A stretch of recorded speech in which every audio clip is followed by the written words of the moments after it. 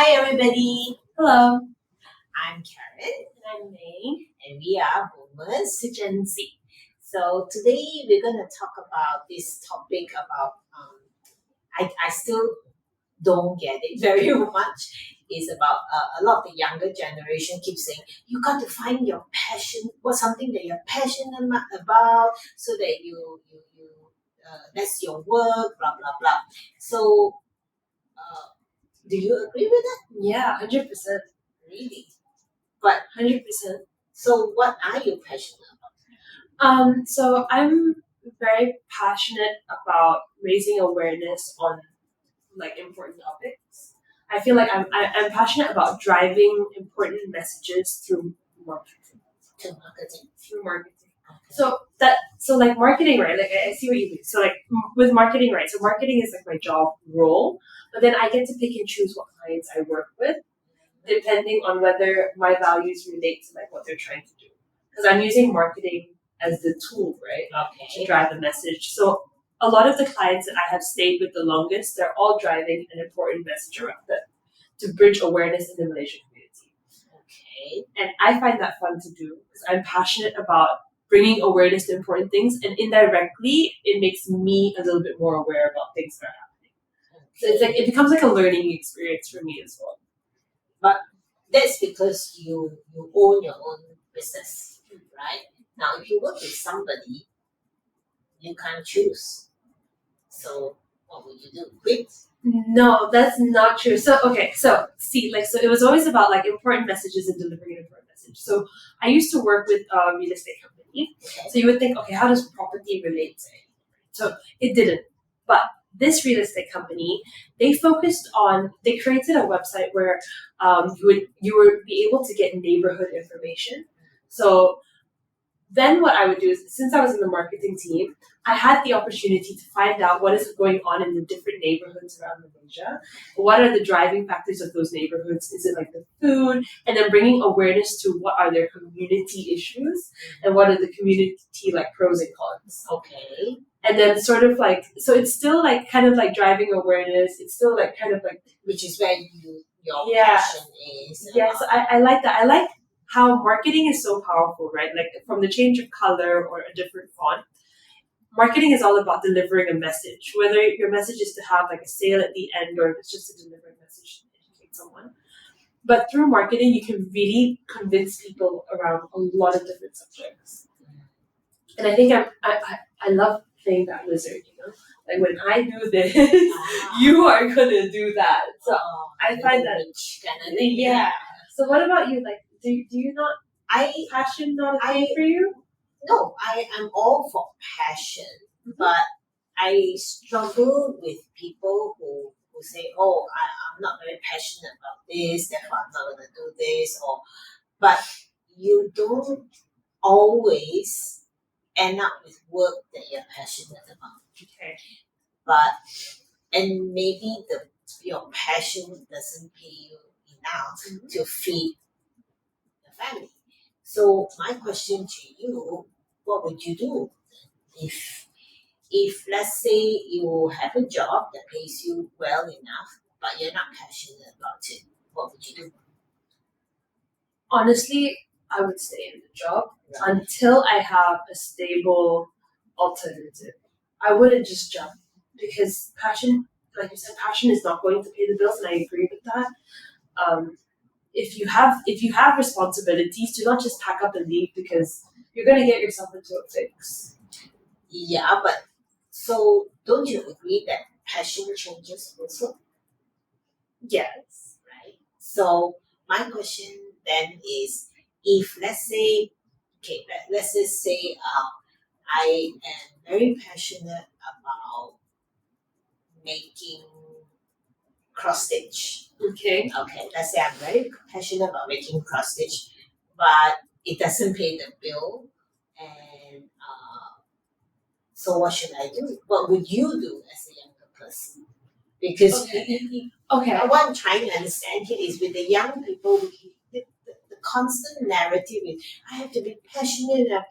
But my take as someone who has, gone through the earlier ages and all those things, I feel that it's it's nice and very good if your passion can align to your work and can pay the bills.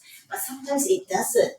And how would you advise people who may be thinking that, oh, I need to find my passion, but my passion changes. Like, maybe when I was in the 20s, I like doing yoga, for instance. And then after that, now in my 50s, all I like is doing cross stage, for instance. So the passion level changes, but that doesn't, my work that brings in the money is not my passion. It's something that I have to do, I'm probably good at, but it's not the one that gives me joy per se. Okay. So what is your solution, or what you think you can advise to someone who are in the 20s who's constantly going after that passion chase? Okay, so what I think, so from what you said, what I understand and what I think that would be good advice is, okay, there's your passion, right? And your passion most of the time can be very linked to like your hobbies, things that you thoroughly enjoy doing. If you have a really good work-life balance, you do not need to neglect things that you're passionate about. It's about making time for them and keeping them in those time slots. If you're able to monetize your passion, that's good, but perhaps that could start as like a side hustle where you stay dedicated, because at the end of the day, if you do not have that sense of stability, you're not gonna have time to invest in upskilling yourself in your passion. Let's say you're really good at yoga and you want to take it to the next step. You want to go to this yoga retreat. If you do not have a stable job that's paying your bills, you're not going to be able to go to that yoga retreat.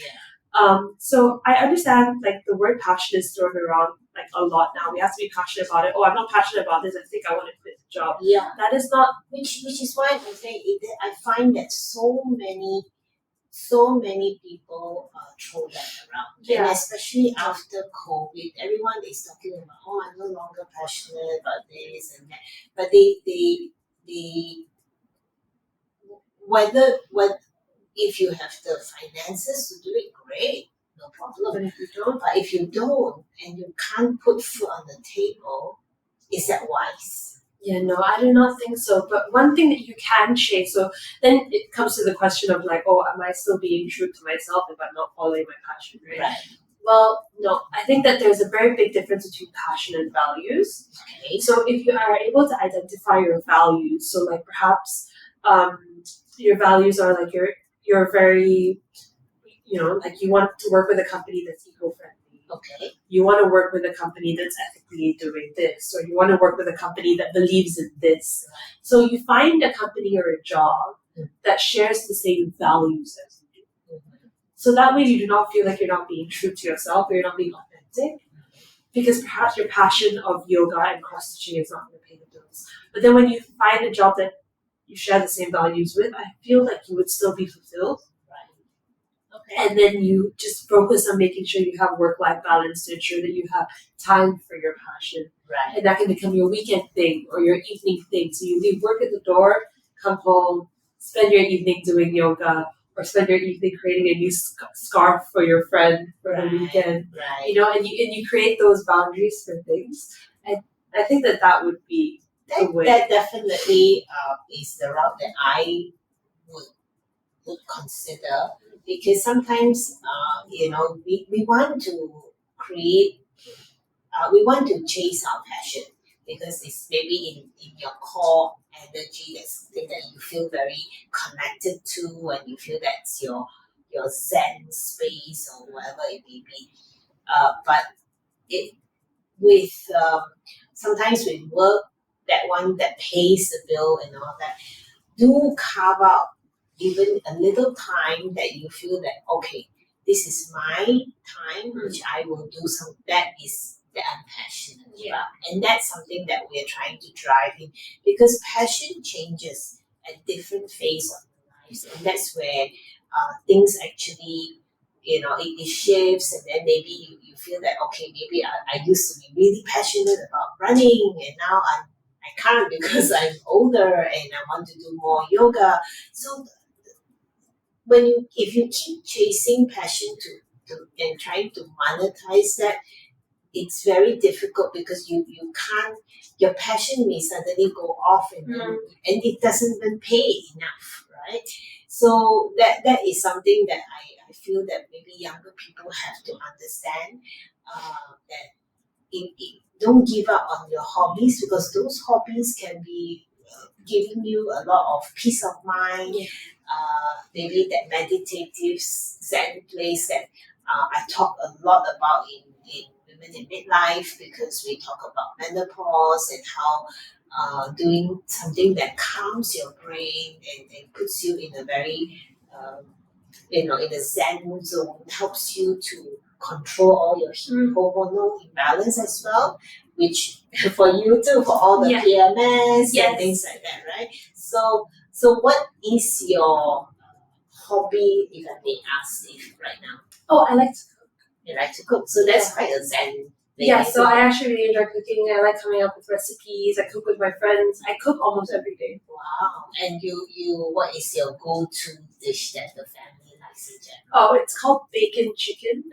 So it's like, but it's like a Chinese version. So you stir fry like bacon with dried chili, and then you put the chicken in, and then you put oyster sauce. Oh, and it's just so good. It's like the best thing. Okay. What is something you're passionate about right now?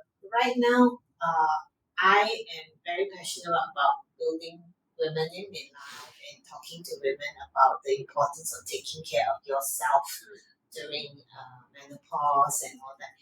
And I try to practice what I advocate as well, by taking time to meditate, taking time to practice yoga, and to try to live as stress-free as possible. But I also say stress, you cannot run away, it will come. But it's just to take the extra effort, because we want to be strong mentally and physically, so that we don't trouble our children in taking care of us as we get older. I don't mind aging. I just don't want to age horribly, the age where I'm still active. And when I look at people like Jane Fonda, you don't know. Jane Fonda and Helen Mirren, they are all in their 80s, but they are active and they are vocal, and that would be my mission, that I hope more Malaysian women will take care of themselves, because I am seeing way too many women in their 60s already having early signs of dementia and Alzheimer, which is very sad, because they're not doing enough to work the brain and keeping it active. I would like to see that too. I would like to see older women be more empowered. I think the younger generation, we've been told and we're very empowered at this moment, but what Karen's doing with women in midlife and the communities that she's building to empower women who are in the boomer side of things. Yeah. I think that's a really powerful message, and it will really bridge the gap between the generations, because we're chasing a dream still. There's different dreams, we're chasing a dream, discovering ourselves and rewriting what the ones before us did not do. I would say chase your dream, dream big, don't dream small, because only when you dream big will you achieve something, right? Mm-hmm. So share with us what is your dream and let us know why, and hopefully we can talk about it in our next episode. See you soon. Bye. Bye.